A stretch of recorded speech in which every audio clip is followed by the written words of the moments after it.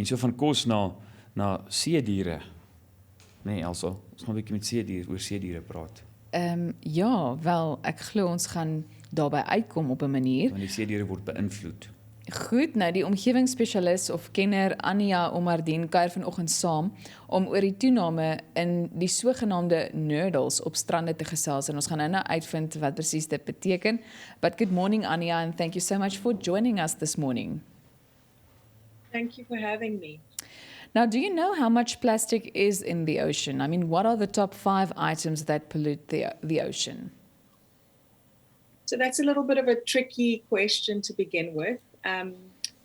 We've got some idea of what we can find on the surface of the ocean, but there's very little that we know of what's on the seabed or what's in the mid-water.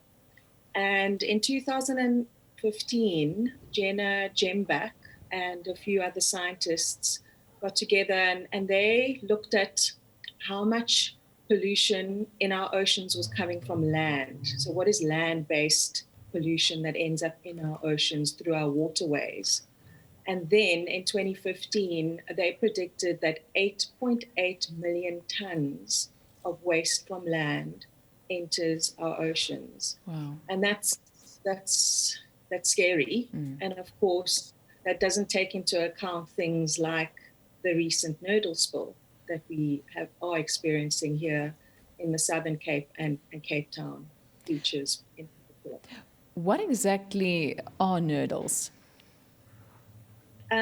Noodles are kind of tiny lentils, the size of a lentil-shaped bits of plastic, and that's really the raw material from which other plastic products are made. And when did the spill happen and which beaches have been affected? So the spill, they predict, happened probably about a month ago. And it happened when a vessel lost some cargo that had containers of these noodles on them off the coastline at Plett, close to Plettenberg Bay. And so the beaches south from Plett onwards have been affected. All the Southern Cape beaches and then Cape Town beaches have been particularly badly affected. We're not sure yet how many tons or how many containers were lost at sea. And once we know, we'll be able to determine how long we'll be seeing noodles for. Like you said, I mean, it's very scary at this point. How are they harmful to our marine environment? So they because they're so tiny and they look, when you collect them and you immerse them in water, they really look like transparent little eggs. And they look like food to other animals. So they start ingesting them or eating them thinking that they're food. So it affects birds, turtles, many other marine life, fish, and it can cause blockages, which obviously leads to starvation and therefore affects those animals. And how does marine pollution also affect humans? We really rely on healthy oceans because half of the oxygen we breathe comes from it. A sixth of our protein comes from the ocean, from a healthy ocean. And it really plays an important role in climate change. It absorbs carbon dioxide. More than 90% of the planet is covered in water, right? And it forms part of the hydrological cycle, which is really important in feeding crops for food that we eat. So the health of the ocean is really important to us as human beings. And what does the Beach Co-op do? We're a non-profit organization, and our focus is to work with ocean communities. And when I say ocean communities, I mean business and industry, I mean government, I mean civil society.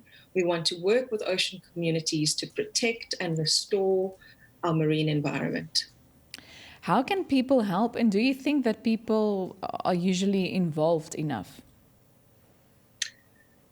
We've recently put out a media campaign regarding the noodle spill of how people can help. If you go to our website, www.thebeachcoop.org, you'll find a step-by-step process on how you can go down to your local beach. We've got a list of beaches that you can visit in Cape Town that have been affected by the noodle spill, and how you can collect those noodles and drop them off at a collection point. So there's definite need for hands-on help. It's Jorne here. I just want to find out, one of our viewers are saying thousands of noodles have been found all along the KZN south coast for the past few months. But my question is, the culprits, are they ever caught?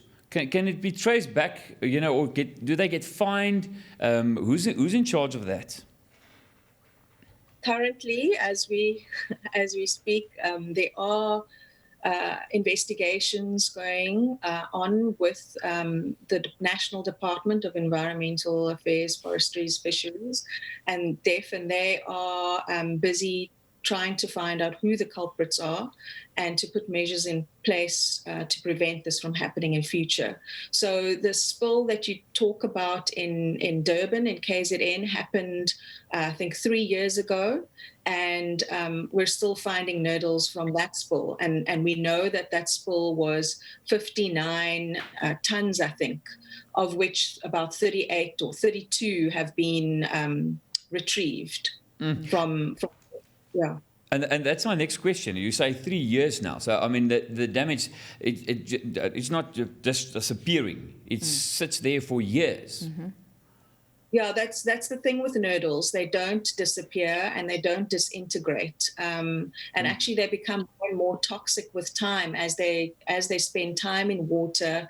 They get toxins get attracted to them and sit on them, and then they become even more harmful if they were to get ingested by our marine life.